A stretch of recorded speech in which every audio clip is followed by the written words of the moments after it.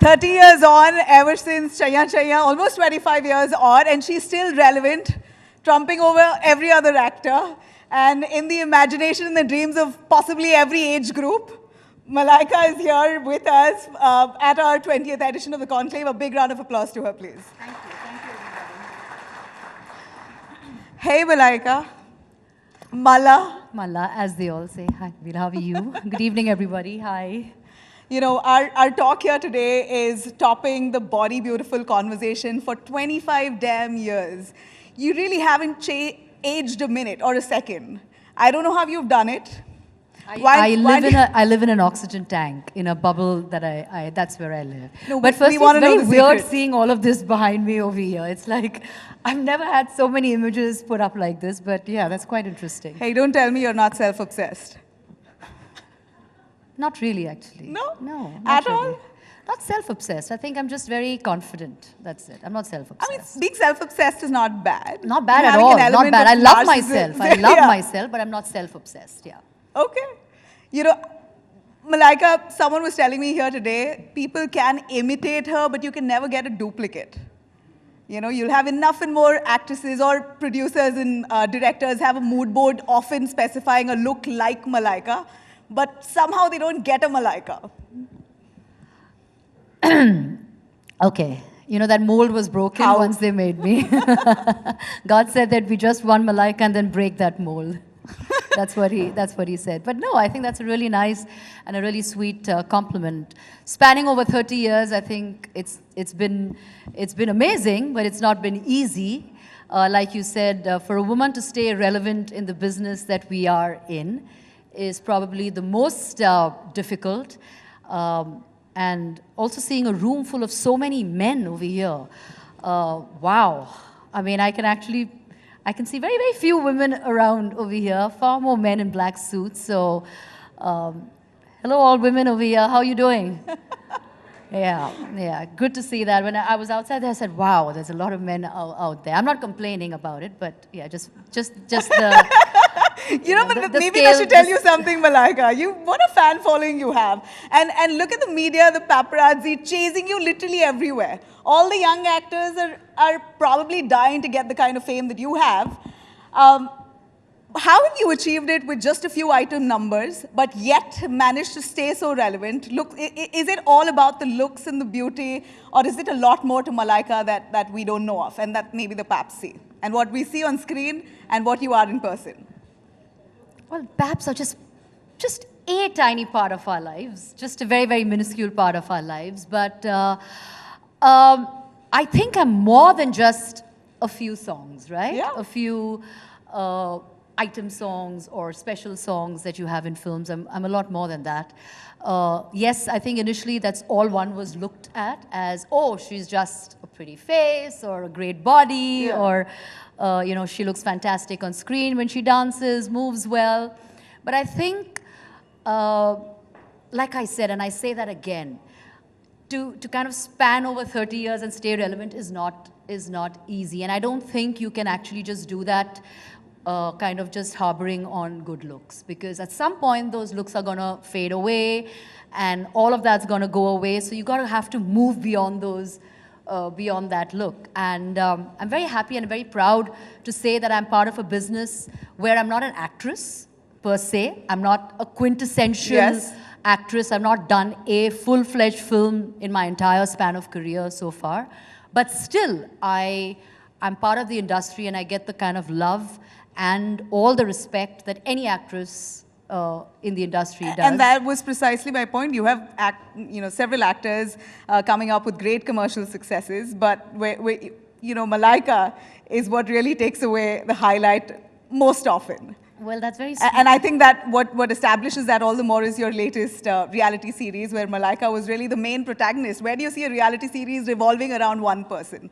True. That was probably the most difficult part of doing something in my life, and I think I've kind of touched upon various things in my life, whether it's dancing, whether it's a bit of acting, whether it's modeling, on ramp, finally moving on to being an entrepreneur. But I think this part of being on a part of a reality show was very, very, very, very tough for me. Because I had to actually open up as a person that I've never ever done, and be a person that I've never ever ever thought I would be. But yeah, it was very tough just being a solo, single protagonist and showing the world and showing everybody things that actually piss me off, things that actually bug me, or things that actually, that I need to talk about. So it was very tough, but I managed, and I had a fantastic time with moving in with Malaika. It really was. But may I know, and I'm sure all of our audience here would really love to know, behind this sexy Malaika, the sex symbol that you are, the symbol of beauty and ageism that you are, what are your true insecurities, if you may? Firstly, I love being called a sex symbol. I have no qualms about being a sex symbol. I'd rather be known as a sex symbol than being called plain Jane. Absolutely. I'm very happy. I like that tag. In terms of insecurities, I think I live with insecurities every day of my life, something or the other, because at some point I know that there is somebody younger, prettier, more talented, probably a lot more going for her every single day of my life. And for me to stay focused or stay in a space where I behave like where it doesn't get to me is a very difficult thing, but I have to stay and keep my head above the water, because I know every single day that is probably shoved into my face. And single mother, divorce, I'm not going to harp on it, but it's always thrown at my face every single day. So for me to stay above the game is very tough. So I think these are probably these are my insecurities that I have to deal with on a daily basis. Sure, and not debating that, but you do come from a privileged background.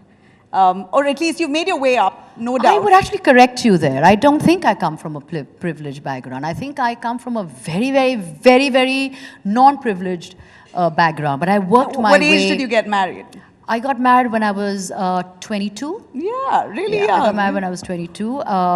But I come from a background where it had absolutely no connection with any of this. But I worked my way, through, and I worked my way around to be where I am today. So I don't really say that I come from a privileged background. I've really worked hard to be where I am Absolutely, today. No doubt. And in fact, I had one of my colleagues saying that while at a time there were definitions to what a height of a model should be, Malaika at 5-something was a supermodel. She was a showstopper, and that itself, you've proven a lot of them wrong. Yeah, all of 5'3" and a half. Yeah. And every time somebody sees me, the first thing they say, "Oh my God, we thought you're much taller, you're much larger, you're much bigger." So.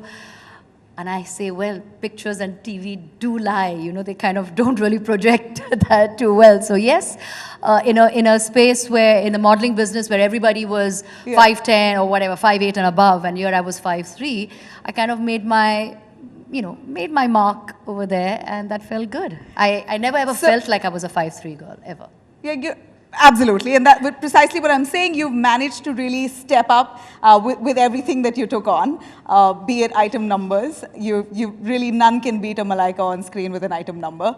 Modeling, you were really the face, a showstopper then, a showstopper now. So to keep it going, it must have been hard. You've been part of a family that's been, a powerful family. A very integral part of the industry. Absolutely. Yeah. Do you believe that a lot of your fame, would you attribute it to the family that you were married into, and how does it feel today when you've parted ways and you're out, you're a single mother? What's that transition like? How's it been? Well, of course. It did have a lot of benefits in my life, but I don't think I could rest on the fact that I had a famous surname. I don't think that was my inroad to everything that I wanted to do in life. Yes, it did open up a lot of doors, but for me. But I think at the end of the day, I had to work irrespective of what my marriage surname was, and I had to work hard. I had to prove myself every single day of my life to stay in the game.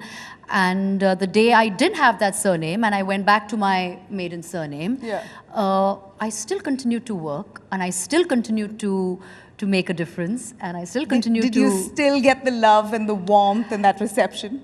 I did, and I'll be very honest. I had a lot of people tell me that, I'll be very, very honest. I had loads of people tell me that I'm making the biggest mistake of dropping the surname.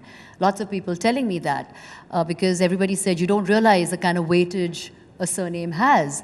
And I have a lot of respect for my ex-in-laws and my ex-family. I do have loads of respect for them because they've given me a lot of love.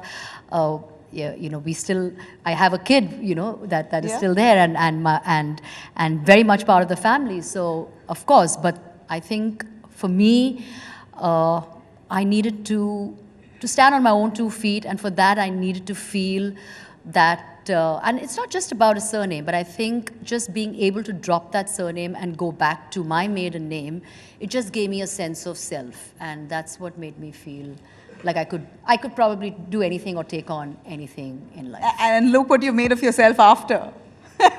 I'm still a work in progress, actually. Oh my God, You're you're stunning. But Malaika, in today's day and age, with society having that many judgments about how a woman should be, what a woman should do, what kind of a guy a woman can date, how old a guy a woman should date, your relationship, your current status, you're dating a guy younger, and you face that criticism almost on a daily basis. Maybe, how do you take that on? And what would be your message to all the naysayers?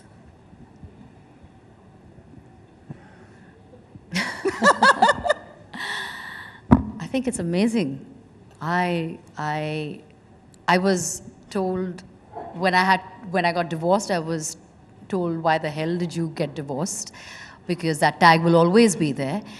And then to find love after getting divorced, that was another thing. How can she find love after getting divorced? And then finding love with a younger man, I was clearly told that I have lost my marbles, but I would just like to say that love doesn't really have an age, right? I mean, if you fall in love, you fall in love. And I think irrespective of whether he's a younger man or an older man, that shouldn't really define the space that we're in. And I'm just happy and grateful that I found a partner who understands me. So be it. I mean, if he's younger, so be it. I think the fact that he is younger keeps me younger. It keeps me happy and keeps me younger. And I feel, I don't know, I just feel on top of the world. And I think all the women in the room will agree with me on that. Ooh. I can see that. I can see that look on your face over here. It really does, yeah.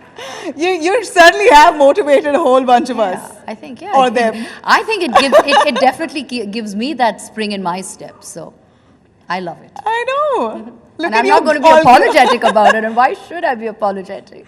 Absolutely. How's that influenced you? Has that influenced you in ways that we might want to know, you might want to tell us? Influenced me? Yeah, in whatever sense. It's given you a spring in your step, yes. But how has life changed, or has it changed at all? Have you now turned into a leaf that you've never seen of yourself before? No, I don't think. I mean, I still am the same person. I mean, no part of me has changed. It's just that I'm now with somebody that I truly love and I truly get, and he gets me, and we have a great relationship and a great commitment to each other. And I think that's what matters. I think it's really redundant for people to be in a space or in a relationship if you're not happy. And if you're not going to keep somebody happy or make someone happy, and if I'm going to be unhappy and make somebody else unhappy, I think that's just the most selfish thing you can ever do, to anybody. So that's exactly how I was, and I feel I just say that I'm just lucky. I'm lucky that I can find love and be in love and have a relationship and move on in life and be able to tell people that, you know what, if you're not okay with it, that's your problem. You know, you can hate me for this. I'm sure a lot of them will, but hey, is marriage on the cards with Arjun?